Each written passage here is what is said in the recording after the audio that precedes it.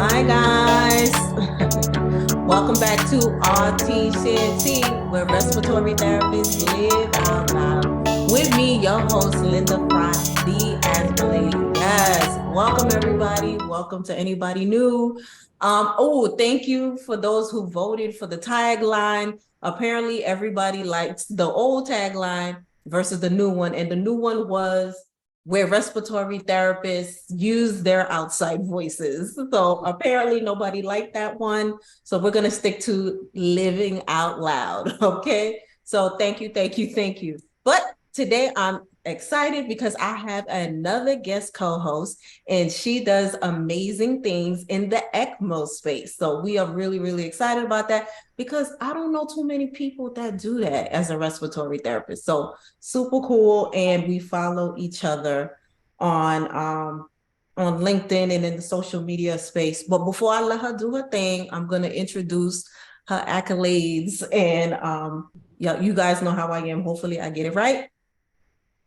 I'm grateful that she has an easy name. So yes, Kimberly, I'm pulling you up right now. Kimberly Smith is an ECMO specialist, received her Bachelor's of Science degree from Salisbury University in 1994.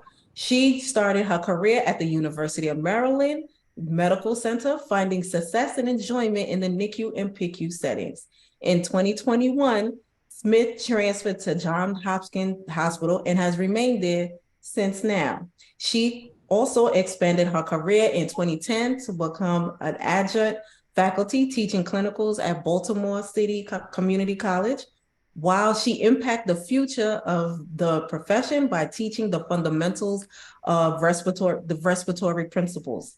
In addition to taking participation in the AARC and MBRC, she serves as a board member for the Maryland and DC Society of Respiratory Care. She was recently elected delegate of the state of Maryland for the MDDC. Yes, Kimberly, you are busy. You got some accolades on you, girl. Well, yes, thank you, everyone. Welcome, Kimberly. We're so happy to have you on RT Chanty. Thank you for being a guest co-host. So, Thank you for having me. yes. I'm glad to have you. So, you know what? So let's just jump right in. And we all know we have the story of what got us into respiratory. So I gotta ask, what got you into the profession? So I started out as a biology major at Salisbury, and I started within the first 2 years. I decided that I didn't want to be in school as long, and so I began to look for another career that will allow me to be able to help people because that was my main goal. Like initially, I wanted to be a doctor so I can help people, but then I wasn't down for all the schooling that was required. Right. So we had a good nursing program, but I came across respiratory at Salisbury in like 1992. I started the program there and just fell in love with being able to come out and be able to make a difference in patients' lives and help people.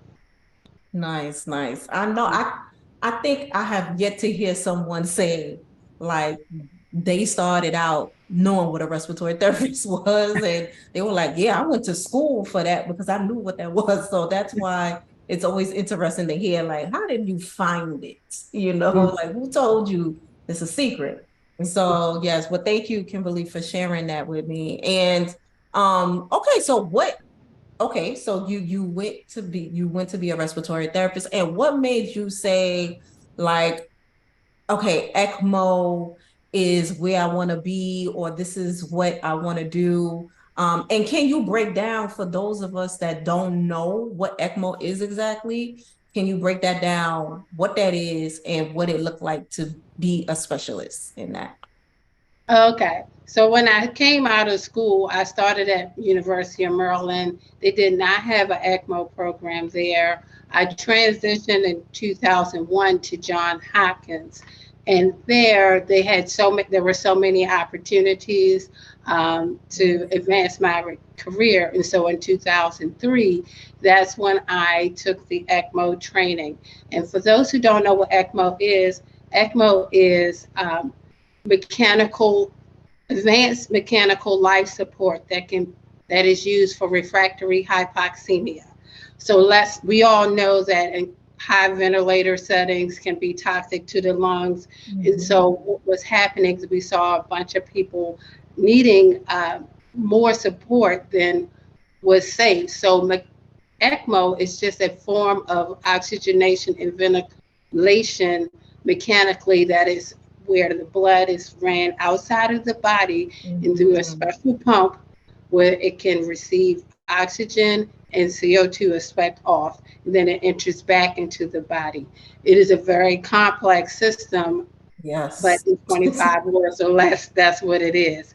And so at Hopkins, you had to be trained for that. You took a 2-week long class, and then you How had long? to I'm sorry, two, Kimberly. I missed it. How long is the class? 2 weeks. 2 weeks. Two Oh, okay. weeks, yeah. So you did 2 weeks of training, like you did some wet labs, and you did a lot of lectures, and then afterwards you were required to take a test. And then even in addition to that, you had to have 72 hours of buddy sits before you were signed off and deemed proficient as an ECMO specialist. Wow. Okay. Oh, cool. And so can you walk me through, so what does a day in the life of a ECMO specialist look like? Like how is like what does your assignment look like? Oh, okay. So when I'm ECMO assigned, I only have that one patient because you're doing checks every hour. You're responsible for watching changes in the monitors on the screen. Okay. So that patient has your undivided attention. And even on that particular day, even though I'm trained as a respiratory therapist, there is a respiratory therapist that managed the event. So my main focus is ECMO. And I will say this, every day when I go into work, I am not assigned. We have people that do ECMO. We have like ECMO specialists that do it most of the time. But when I either sign up, I have just the one patient. When I'm acting as a respiratory therapist, I have a number of different patients. So, Okay, yeah. okay. No, this is very interesting because I always was trying to wonder like how do they break up the assignment or how long are you with a patient? And how long is your average patient on that type of equipment, like that whole ECMO system? So the quicker you can get them off, the better. Oh, ECMO, you only can be on it for a max of 30 days. However, oh, we have had cases where patients have been on longer, and there was a patient that was on a form of ECMO for over 300 days and survived. I can't say her name because of HIPAA, oh yeah, but of course. yeah, Yeah. it Wow. still works. Wow. Wow. Over and made it. Wow. Yes, it made it. Yes. That's impressive. Yeah. Okay, okay. That is very good to know. I'm eating this up because I didn't even know all of that. Like I wanted to know like what is the standard of how long can they be on ECMO and the I guess the mortality rate of them making it if. So when you go on ECMO, it is a risk benefit. Obviously, when you're on any type of machine that involves running blood out of the body, you have to be on heparin. And when you're on heparin, you have several different risks that you're faced with. You have the risk of a head bleed, your risk of excessive bleeding. So Right. when the doctors make the decision to put a patient on ECMO, they weigh the risk versus the benefits. And they make the decision to activate ECMO with the thought in mind we're going to be on ECMO as short as possible. And then mainly for the main reason of resting the heart, resting the lungs so they can recover and get better. Wow. I mean, to me, it's so incredible to hear someone that actually works with ECMO because, like I said, I think when I experienced it in school, I seen it through rotation, just, rotating through different hospitals as a student. And I just remember it being one just being an intimidating piece of equipment to see blood coming out and just because I've done oscillator, jet, nitric, just thinking of all those things, but to be ECMO was always the most. It just looked so complicated to have to manage it. So it's just good to hear, like, you take your training and that you can be dedicated to that one patient and just managing their condition and the machine, the ECMO. Yeah. And Yeah. so, in addition to that training, you get annual training, um, 3 to 4 times a year. We have Okay. educational updates where you get to do some hands-on. Oftentimes, you are retested on skills. Um, we have sometimes there are periods when you don't have patients on ECMO, so it used to be a requirement that you set for 100 hours, but there are times when we have so many ECMO specialists and not enough patients. We Really? have been trying to, we have gotten away from that, and now we have just like wet runs or proficiency tests to check your skills. Yeah, so Okay. there's And let me know. And this is for my FYI. Did things change drastically during COVID in regards to ECMO. No, ECMO? no. So I didn't. So I work in the pediatric area, so we Okay. didn't have much.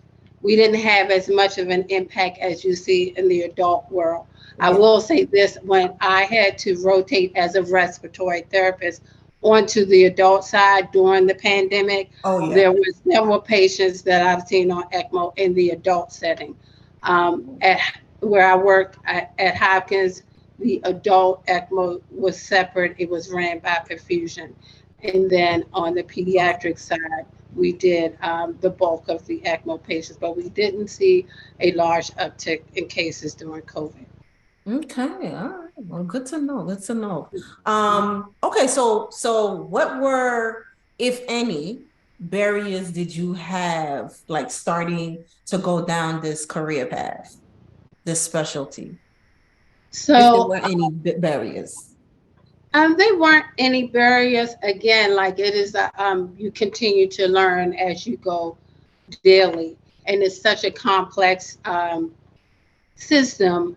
I would often just keep reiterating how it's a life and death situation, and so I always, when I'm teaching students too, I'm saying you have to be present for your patient, paying attention, engaged, because things change from Mm, minute to minute, and you learn from things day to day. I mean, things can change within a minute with an ECMO patient, so you have to be focused and engaged and present for your patient when with ECMO as well as any other, but especially with ECMO because things can go downhill so fast and so right.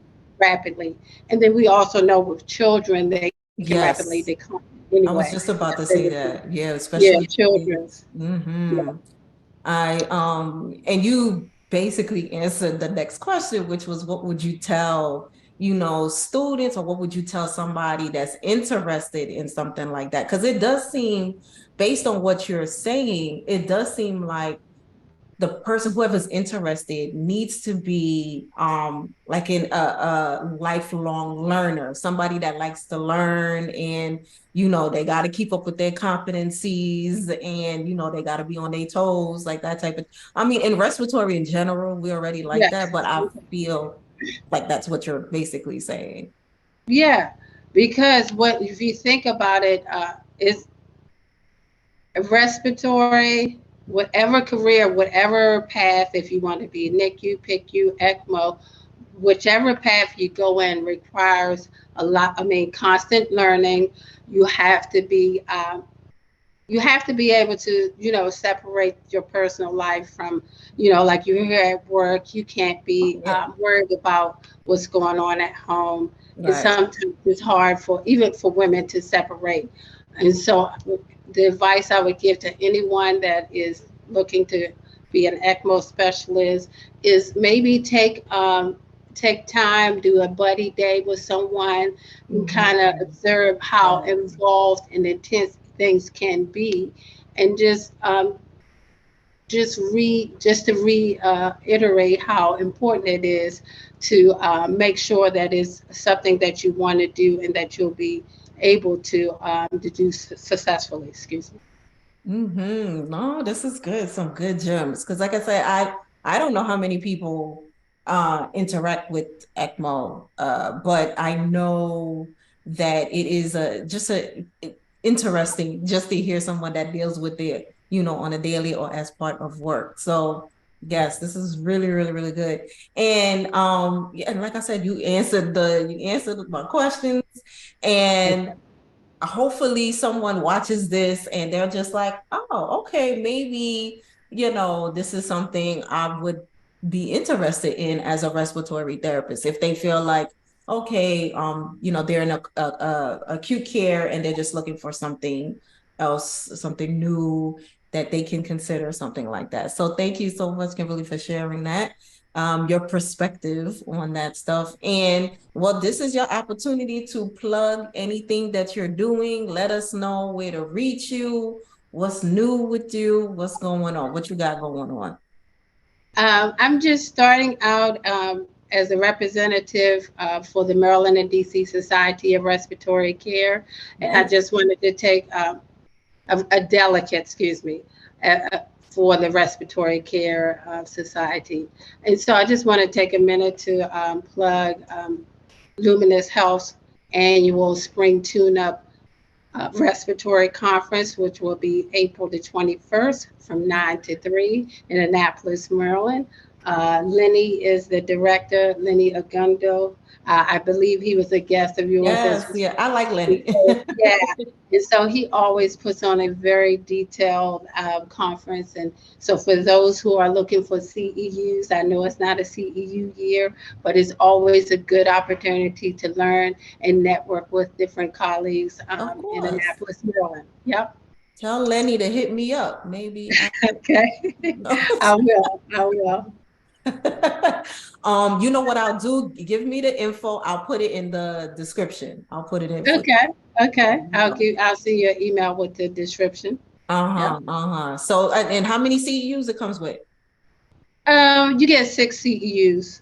6. Okay. Okay, cool. So, and okay, so yeah, you could I'll put it in the description, and tell Lenny to holler at me. Okay. And then I have another one of my colleagues and friends at University of Maryland Medical Systems. They are doing their cutting edge conference next week, March the 24th. Also 6 CEUs, and they also have breakout sessions for pediatrics and adults. Okay. All right, cool. Okay, so you guys, y'all busy. In Maryland. Okay. In Maryland, we trying Everybody, to come back post COVID. We trying to have some in-person I conferences. It's all know everybody, but you know what? I'm not mad at it. It's time. It's like how many of these Zoom things can we do? I mean, it's just right, like I like the hybrid options. I like when it's like, okay, because there are times when you genuinely cannot get out. You really just can't, the scheduling. But it's time. I want to meet people in person now. I'm there. So yeah, yeah, yeah, yeah. Any opportunity where we can have that is amazing. Um, so that's it. You good? that's it. Yeah. Okay, Kimberly. Well, Kimberly, you done plugged. You done plugged. And I appreciate you. Thank you so much again for being a guest co-host on RT Share Tea. This has been amazing. And I'm just gonna put everything in the description, and how folks can contact you if they interested in what you do. And yes, guys, thank you so much for being here with me again. And I just wanted to remind you guys, more CEUs on. We have the RT Navigator on Wednesday, April 12th, 2023. If you need those that are interested in asthma education, getting CEUs in that.